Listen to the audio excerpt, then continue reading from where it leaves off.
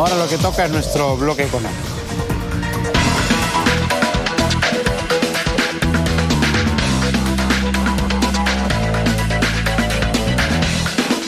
Ha salido un estudio de la Asociación Acción contra el Hambre que es verdaderamente revelador respecto a la situación que en nuestro país vive la comunidad venezolana. Ellos han logrado determinar en este estudio que han hecho que el 70% de los migrantes venezolanos sufre falta de recursos y por ello pasa hambre, 70%. Y que cada 4 de 5 venezolanos que trabajan en el país lo hacen de manera informal, recibiendo pues salarios muy por debajo. ¿Saben de lo que se necesita para cubrir la canasta básica? ¿Saben cuál es el ingreso promedio de los venezolanos en nuestro país mensualmente? 1.067 soles. Ese es el ingreso promedio de los venezolanos. Casi tas con tas con el sueldo mínimo. Para hablar de este tema y de ver qué se puede hacer, porque termina siendo ya un problema social en nuestro país, estamos con Franco Muschi, que es profesor de Sun Business Law, y ya lo tenemos en pantalla. ¿Cómo está, Franco? ¿Qué tal? Muy buenas tardes. Hola, ¿qué tal? Muy buenas tardes. Encantado de estar con ustedes. Más allá de un problema de solo la comunidad venezolana, termina convirtiéndose, además por la magnitud de la cantidad de venezolanos que hay en nuestro país, en un problema social para el país entero. Sí, yo creo que esto es algo que hemos venido percibiendo en crecimiento constante, creo yo, a lo largo de los años. Un par de datos que son relevantes, creo yo. El primero de ellos es que la población venezolana en el Perú es la segunda población extranjera mayor, solamente superada por la población china, que vino hace muchos años atrás para trabajar, ¿no? Entonces, estamos hablando de un problema que por cuantificación de población es un problema bastante grande, ¿no? Y además es un problema que tiene un enfoque laboral, ¿no? Desde el punto de vista de empleabilidad, pero también tiene un enfoque vinculado con la política migratoria del Estado, ¿no?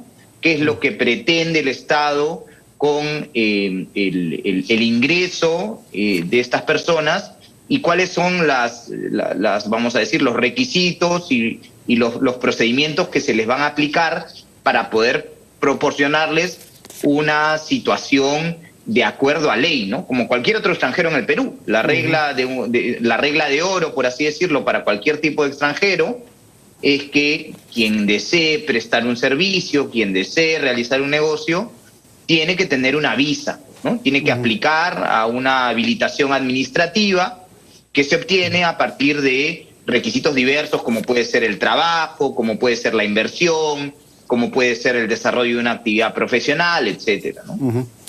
Claro, y además hay que tener en cuenta las condiciones en las que en la mayoría de los casos llegan, ¿no? Que es prácticamente una condición de refugiado, condiciones muy precarias, muchos de ellos con baja calificación, lo cual hace que su colocación en el mercado laboral también sea complicada, ¿no?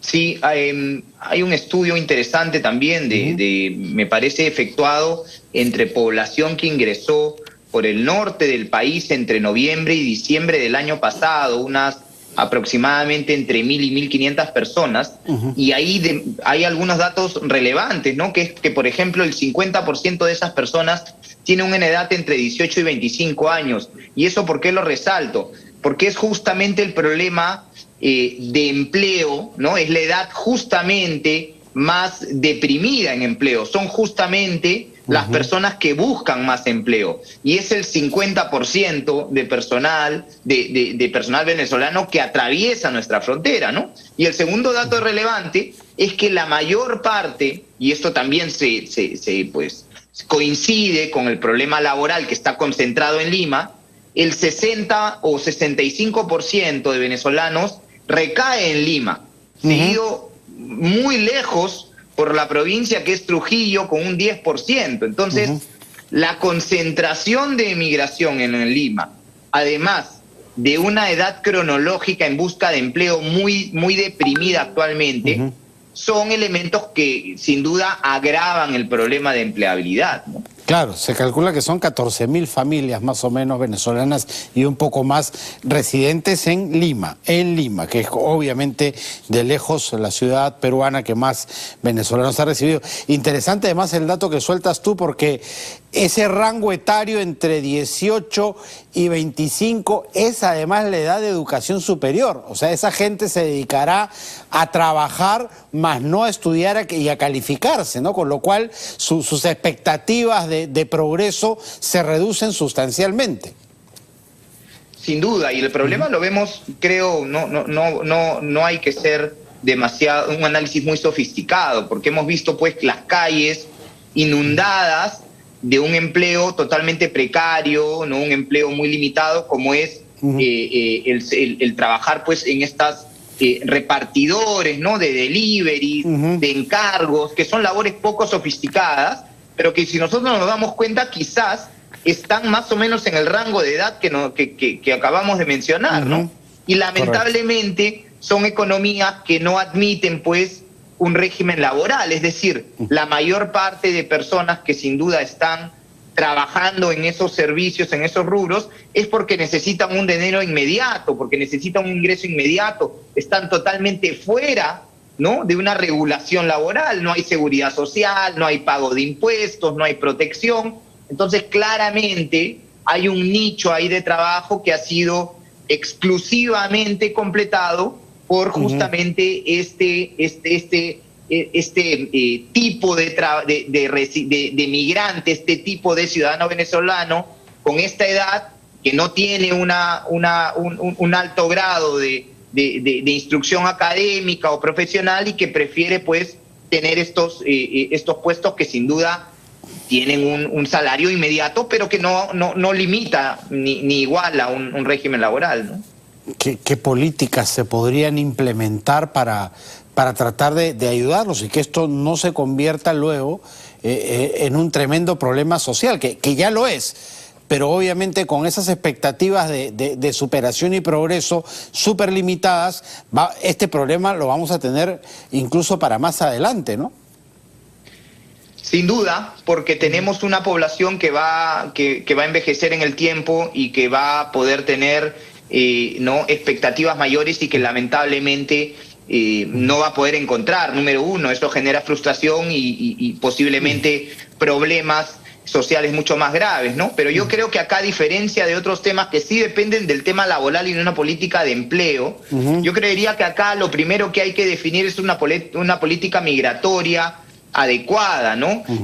Porque quizás el principal problema de un extranjero en el país no es necesariamente el querer o no tener un puesto de trabajo, sino el no poder estar regularmente en el país, no tener una visa, no tener acceso a los trámites, tenemos estafas, tenemos mafias, ¿no? Entonces, esa política migratoria quizás hay que trabajarla antes de exigir pues un índice o un indicador de empleabilidad razonable, ¿no? Me parece, ya lo hemos dicho, es una población grande, es una población que viene incrementándose con el tiempo. Con la pandemia quizás pues se ralentizó un poco, se ha priorizado ahora un ingreso vía terrestre por el norte del país, pero es una población que sigue incrementando, ¿no? Entonces, ya con varios años a cuesta, creo que lo primero que hay que hacer es una política migratoria esencial. Y lo segundo, ya en un tema mucho más macroeconómico, acá también hay que ponernos de acuerdo en la región, ¿no? Hay muchos acuerdos regionales como la Comunidad Andina de Naciones, en la que ya no está Venezuela, pero quizás establecer algunos convenios, ¿no?, con otros países que nos permitan no solo dar facilidades migratorias, sino también, ¿por qué no?, colocar, ¿no?, o dar facilidad para que estando en el Perú puedan viajar hacia otro lugar, si no ven, ¿no?, que tienen un futuro adecuado acá, ¿no? Creo que el intercambio migratorio también podría ser una solución ahí. Perfecto, Franco. Muchísimas gracias por haber estado con nosotros. Gracias a ti. Buenas tardes. Muy buenas tardes. Franco Musque, el profesor de Sam Business Law, ha estado con nosotros. Le dejo una última cifra para que se tenga dimensión de la precariedad en la que muchas familias venezolanas que tuvieron que salir huyendo de su país por la situación viven acá también en un drama.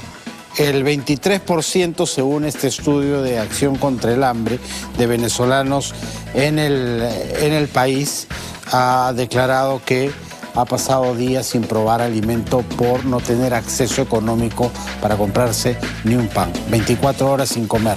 El 23% de la población encuestada dice que finalmente ha pasado días de hambre en nuestro país también. Una situación verdaderamente dramática. Cerramos nuestro bloque económico.